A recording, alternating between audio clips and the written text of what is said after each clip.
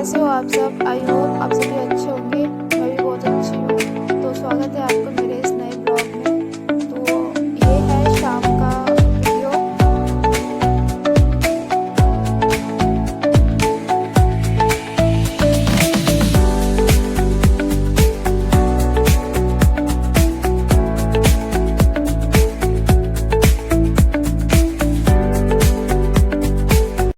Hello guys, कैसे हो आप सब। आई होप आप सभी अच्छे होंगे। मैं भी बहुत अच्छी हूँ। तो स्वागत है आपका मेरे इस नए ब्लॉग में। तो ये है शाम का वीडियो और हम कहीं जा रहे हैं, मार्केट जा रहे हैं। तो ये चीकू खुद से रेडी हो रहा है। मैंने बोला लाओ मैं रेडी कर देती हूँ, कंघी कर देती हूँ, लेकिन उसने बोला कि नहीं मम्मी मैं खुद ही करूँगा।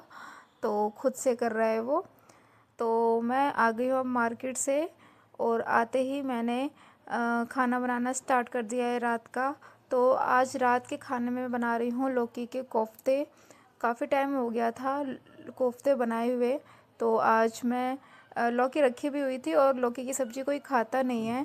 तो मार्केट जाने से पहले मैंने लौकी को घिस लिया था। घिसने के बाद मैंने इसमें बेसन और बेसिक मसाले ऐड कर लिए थे।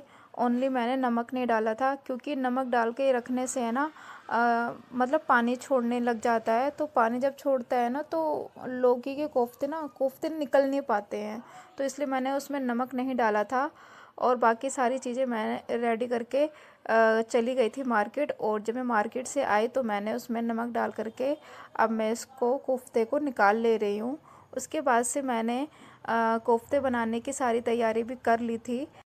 तो कोफ्ते बनाने के लिए जो भी पेस्ट वगैरह चाहिए होता है वो मैंने पहले से ही रेडी कर लिया था। मतलब मीन्स जो लहसुन प्याज अदरक इन सभी का जो पेस्ट होता है मैंने ग्राइंड कर लिया था। और टमाटर भी मैंने टमाटर का भी पेस्ट बना लिया था। तो कोफ्ते निकालने के बाद इसी कढ़ाई में मैं सब्जी के लिए तड़का लगा रही हूँ। सबसे पहले मैंने इसमें तेज़पत्ता और जीरे का तड़का लगाया है।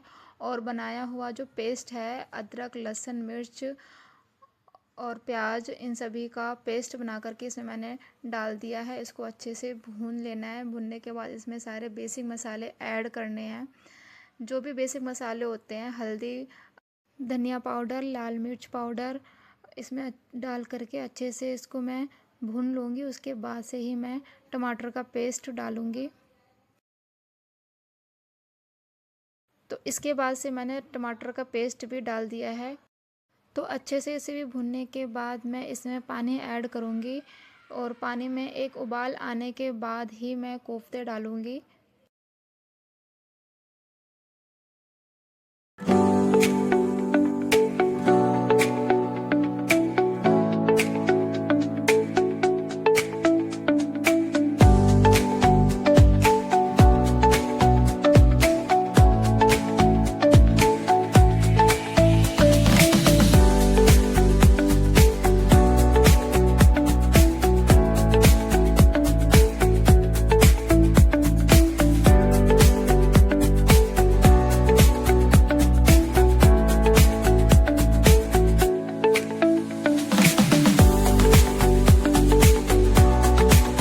तो पानी में उबाल आ गया है और अब मैं इसमें कोफ्ते डालूँगी। कोफ्ते मैंने ज़्यादा ही बना लिए थे, क्योंकि एक पूरा लौकी था। लौकी जो है काफ़ी बड़ी थी, तो मैंने पूरा ही लौकी घिस लिया था। मैंने सोचा यार कि मतलब उसको आधा अगर मैं रख दूँगी तो वो मतलब सूख करके या तो ख़राब हो जाएगा, या तो क्योंकि उसकी सब्ज़ी कोई खाता है नहीं है। तो इसलिए मैंने उसको पूरा ही घिस लिया था। इसलिए थोड़ा ना कोफ्ते ज़्यादा ही हो गए, अब ग्रेवी थोड़ी सी कम लग रही है। तो उस कोफ्ते ये बन गए हैं मेरे। और इसके बाद से मैं पराठे बना रही हूँ। आधे लोगों के लिए पराठे बना रही हूँ और आधे लोगों के लिए रोटी बनाऊँगी। पराठे बच्चों के लिए हैं, क्योंकि प्रिंस पराठे खाता है, रोटी वो कम खाता है, इसलिए मैं उसके लिए पराठे बना रही हूँ। और बाकी लोगों के लिए मैं रोटी बनाऊँगी।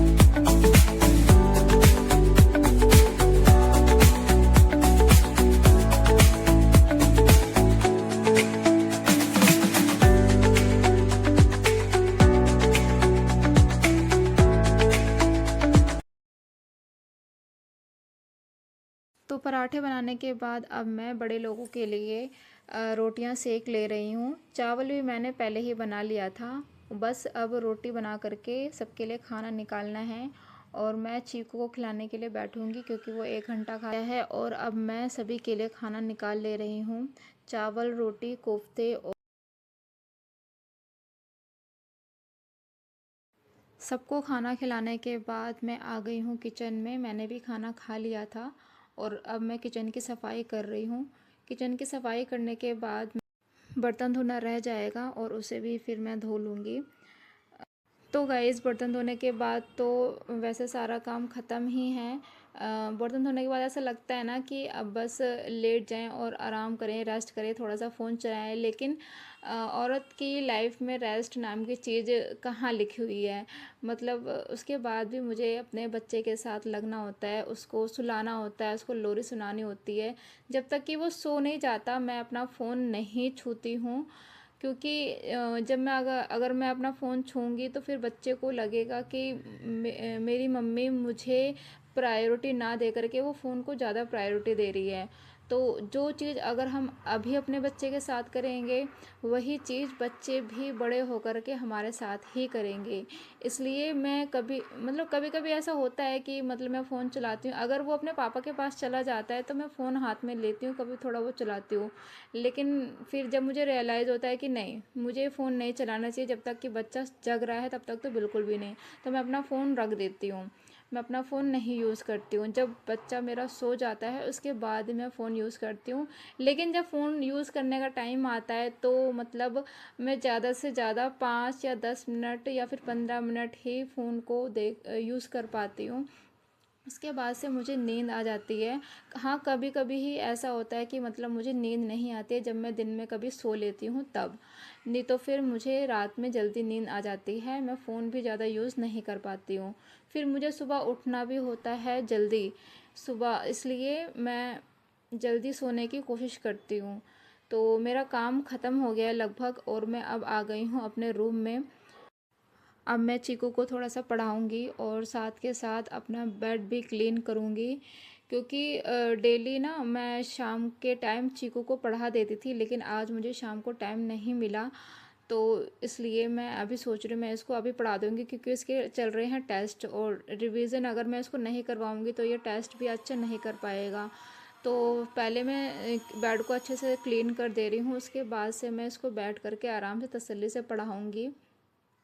तो ये थोड़ा सा मुझे परेशान भी कर रहा था, लेकिन क्या करें, बच्चे भी संभालने हैं, क्लीनिंग भी करनी है, काम भी करना है और बच्चे को पढ़ाना भी हमें ही है। तो गाइज़, मैं ना अपना बेड क्लीन कर रही हूँ और मैंने चीकू को भी बोला कि चलो मेरी हेल्प करवाओ, क्योंकि मैं सोचती ना मुझसे जितना हो सके मैं इसको ना उतना ही काम करने के लिए बोलूँ। और ये मेरी मतलब कभी कभी मानता है और कभी कभी तो नखरे दिखाता है।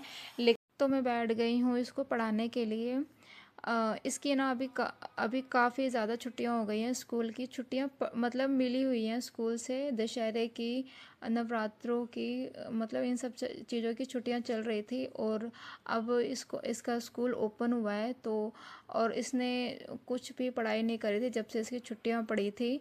और ना ही मुझे टाइम मिल रहा था पढ़ाने क्योंकि काम का बर्डन ही इतना हो गया था। जब फेस्टिवल वगैरह आते हैं तो काम कितना ज़्यादा हो जाता है घर में कि हमें काम से ही फुर्सत नहीं मिलती है, तो हम बच्चे को क्या ही पढ़ाएंगे, उस पर क्या ही ध्यान देंगे। तो आज मैंने सोचा चलो कोई नहीं, अब तो मुझे पढ़ाना ही पड़ेगा। बाकी सभी लोग दूसरे रूम में बैठकर टीवी देख रहे हैं और मैं इसको यहाँ पर पढ़ा रही हूँ। पढ़ाने के बाद मैं इसको सुलाऊंगी, उसके बाद ही जाकर मुझे रेस्ट मिलेगा। तो गाइज़, मेरी वीडियो अगर आप लोगों को अच्छी लगी हो तो प्लीज़ लाइक, शेयर, कमेंट और मेरे इस चैनल को सब्सक्राइब ज़रूर करिएगा, गायत्री रियांश ब्लॉग को। तो तब तक के लिए मिलते हैं आपसे नेक्स्ट ब्लॉग में, तब तक के लिए खुश रहिए। Bye bye guys.